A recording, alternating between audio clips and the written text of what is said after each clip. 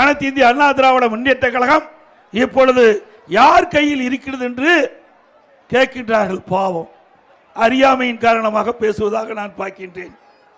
இது கூட தெரியாமல் ஒரு கட்சிக்கு தலைவராக இருக்கின்ற சொன்னால் அவரை நம்பி எப்படி தொண்டர்கள் இருப்பார்கள்? சிந்திச்சு பாருங்க. இவ்வளவு பேர் இருக்கிறீங்க, இவ்வளவு பேரும் அண்ணா திமுக தொண்டர்கள், நிர்வாகிகள், அனுதாபிகள். ஆகவே இன்றைக்கு நாட்டிலே என்ன நடக்குது என்று தெரியாமல் சில பேர் சில கருத்துக்களை தன் இஷ்டம் போல் பேசி வருகிறார்கள். ஆனால் அண்ணா திமுக அப்படி இல்லை.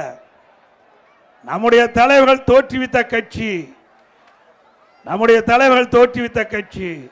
ஏழைகள், ஒடுக்கப்பட்டவர்கள், நசுக்கப்பட்டவர்கள், தாழ்த்தப்பட்ட மக்கள், அவர்களுக்காக எண்ணற்ற திட்டங்களை தீட்டி நடைமுறைப்படுத்தி அதன் மூலமாக ஏற்றம் பெற்ற கட்சி அண்ணா திமுக கட்சி.